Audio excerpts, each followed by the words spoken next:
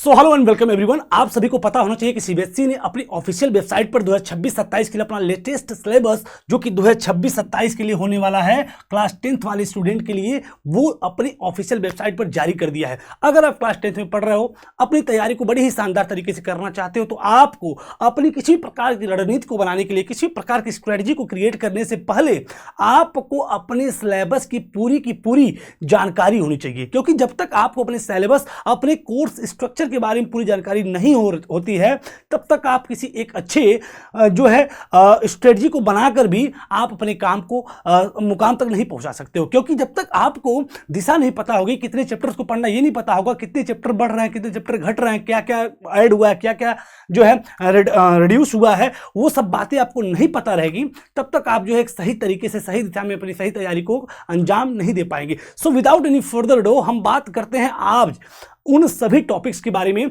जो कि हमारे लिए सबसे इंपॉर्टेंस रखती है। क्योंकि जब हम अपने सिलेबस को जानेंगे तभी हम उसके अकॉर्डिंगली हम पूरे अपने प्लानिंग स्ट्रक्चर को खींचेंगे। तो सबसे पहली बात, आप एसएसटी के सिलेबस को जो कि 2026-27 के लिए सीबीएसई ने जारी कर दिया है, उसके कंप्लीट एस्पेक्ट को डिकोड करना। तो सबसे पहले अगर हम बात करें आज के सिलेबस की, तो हम लोग डिस्कस करेंगे आपके एसएसटी यानी सोशल साइंस के जो कि सब्जेक्ट कोड आपका 087 है क्लास 10th के 26-27 के लिए, जो कोर्स स्ट्रक्चर सीबीएसई ने अपनी ऑफिशियल वेबसाइट पर लॉन्च कर दिया है उसके बारे में।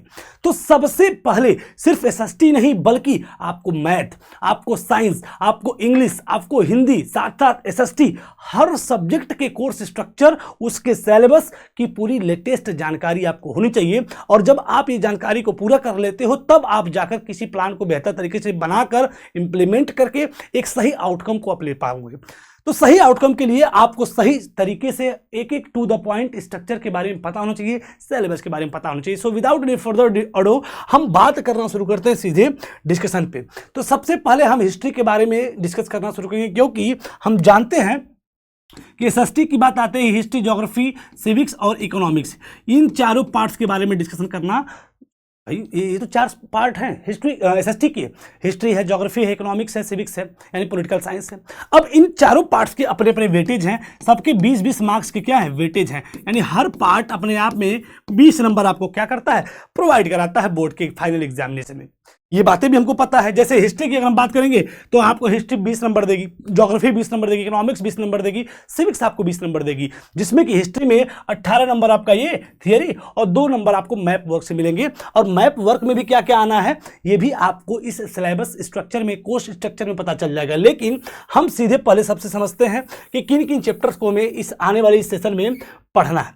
तो हिस्ट्री की सबसे पहले अगर हम बात शुरू करें, देखिए टू द पॉइंट डिस्कशन हम करेंगे, किसी भी क्लिक बेट की तरफ नहीं बढ़ेंगे, किसी भी हुक की तरफ नहीं बढ़ेंगे, सीधे हम लोग डिस्कशन पे बात अपनी बढ़ाते हैं। सबसे पहली बात, हिस्ट्री की जब हम बात करते हैं तो हिस्ट्री में आपको किन किन चैप्टर्स को पढ़ना है। तो सबसे पहले जो हिस्ट्री की बुक अगर आपके पास होगी, आपके पास हिस्ट्री की होगी, तो जो सबसे पहला चैप्टर है the rise of nationalism in Europe, इसको आपको पूरा कंप्लीट पढ़ना है। Second chapter nationalism in India, इसको आपको पूरा पढ़ना है। वहीं पे जो थर्ड चैप्टर आपकी हिस्ट्री बुक का है the making of global world, देखिए साथ में अगर आपके पास बुक है देन आप मच बेटर समझेंगे इस चीज को।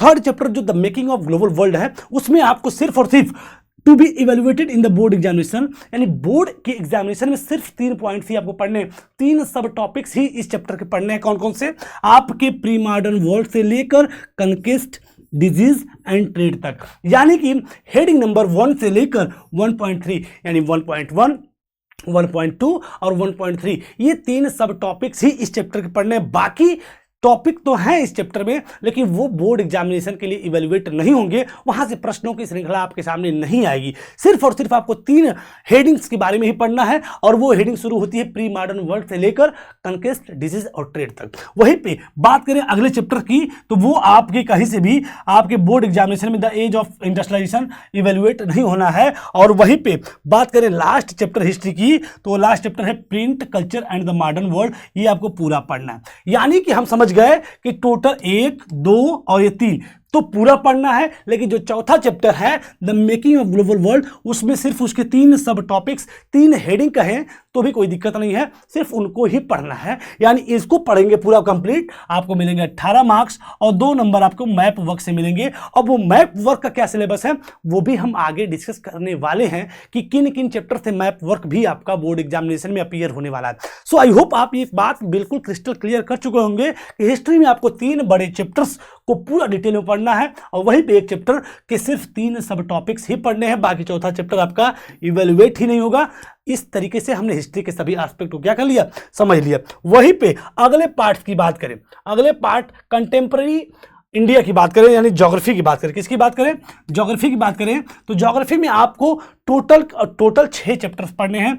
Resource and development, forest and wild life resource, water resource, agriculture, mineral and energy resource और मैन्युफैक्चरिंग इंडस्ट्री। बाकी जो लाइफलाइन ऑफ नेशनल इकोनॉमी है वो सिर्फ only map pointing to be evaluated in the board examination. यहां से सिर्फ map work ही आएगा, यानी 20 नंबर का वेटेज आपकी ज्योग्राफी भी रखती है। इन सभी चैप्टर के थ्रू 17 मार्क्स आपको थ्योरी मिलेंगे, 3 नंबर का आपका मैप वर्क भी ज्योग्राफी से आपका इवेल्युएट होना है, इसलिए आपको मैप वर्क पे भी ध्यान देना है। मैं थोड़ा तेज बोल रहा हूं, फिर भी मुझे उम्मीद है कि आपको सारे पॉइंट्स बिल्कुल आराम से समझ में आ रहे होंगे। ज्योग्राफी यानी कंटेम्प्रेरी इंडिया पार्ट 2 के बारे में आपको ये सभी लेसन्स पूरे क्या करने हैं, पढ़ने हैं। वहीं पे जो लास्ट लेसन है वो सिर्फ और सिर्फ मैप की पॉइंट्स ऑफ व्यू से आना है। बोर्ड में इसके क्वेश्चन आंसर पे आपको ध्यान नहीं देना है, यानी चैप्टर को आपको नहीं पढ़ना है। यानी टोटल 6 चैप्टर्स आपको ज्योग्राफी में पढ़ने हैं। वहीं पे अगर हम बात करें, वहीं पर हम बात करें ज्योग्राफी के बाद आपका पॉलिटिकल साइंस की बात, पॉलिटिकल साइंस यानी सिविक्स की बात करें तो सिविक्स में आपको जो है डेमोक्रेटिक पॉलिटिक्स पार्ट 2 में सबसे पहला चैप्टर पावर शेयरिंग, ये आपको पूरा पढ़ना है। फेडरलिज्म पूरा पढ़ना है। जेंडर रिलीजन एंड कास्ट इसको पूरा पढ़ना है। पॉलिटिकल पार्टीज को पूरा पढ़ना है और आउटकम्स ऑफ डेमोक्रेसी, यानी 5 चैप्टर और 5 पढ़ाई, कहीं से कोई भी डिडक्शन नहीं है, आपको पूरा का पूरा पढ़ना है। यानी जो पॉलिटिकल साइंस है वो आपको पूरा का पूरा पढ़ना है, एक भी उसमें रिडक्शन नहीं है। आपको पांचों को चैप्टर को पूरा डिटेल में पढ़ना है और यहां से आपको प्राप्त होंगे टोटल 20 नंबर। मैप वर्क आपका यहां से आएगा नहीं, ज्योग्राफी और आपका हिस्ट्री से ही मैप वर्क बनना है, बाकी कहीं से आपका मैप वर्क देखने को नहीं मिलेगा। ठीक है, इसके बाद जो लास्ट पार्ट है एसएसटी का वो है आपका इकोनॉमिक्स। क्या है? इकोनॉमिक्स, जिसमें कि पहला चैप्टर डेवलपमेंट कंप्लीट आपको पढ़ना है। इसके बाद सेक्टर ऑफ इंडियन इकोनॉमी पूरा पढ़ना है। मनी एंड क्रेडिट इसको पूरा पढ़ना है। वहीं पर जो 4th चैप्टर है इकोनॉमिक्स का, जिसका नाम है ग्लोबलाइजेशन, तो उसमें globalisation and the Indian economic to be evaluated in the board examination, इसमें सिर्फ और सिर्फ what is globalisation and factor that have enabled globalisation, इन्हीं 2 सब टॉपिक्स को ही पढ़ना है, बाकी किसी टॉपिक्स को नहीं पढ़ना है। वहीं पे बाकी जो चीजें हैं कंज्यूमर राइट्स वाला वो आपका प्रोजेक्ट वर्क के लिए, यानी कि 4 चैप्टर आपको इकोनॉमिक्स में पढ़ने हैं, जिसमें 3 पूरा पढ़ना है। एक आपका जो है सिर्फ 2 सब टॉपिक्स पढ़ने, यहां से भी आपको मिलेंगे टोटल कितने मार्क्स? 20 मार्क्स। कितने मार्क्स मिलेंगे? 20 मार्क। यानी कि आपने देख लिया टोटल आपका बनता है हिस्ट्री से आपका बनता है टोटल 20 नंबर, ज्योग्राफी से आपका टोटल 20 और सिविक्स यानी पॉलिटिकल साइंस से आपको बना 20 और इकोनॉमिक्स से भी आपको मिला कितना? 20। अब इस तरीके से पूरा टोटल मिलके आपको हो गया 80 मार्क्स। ये आपके जो चैप्टर थे, क्या थे? चैप्टर्स नेम मैंने आपको डिटेल में पढ़ा दिया कि कौन कौन से चैप्टर आपके इवेल्युएट होने वाले हैं बोर्ड के एग्जामिनेशन में। कुछ और भी जानकारियां हैं जो आपको लेनी चाहिए क्लास 10th के लिए।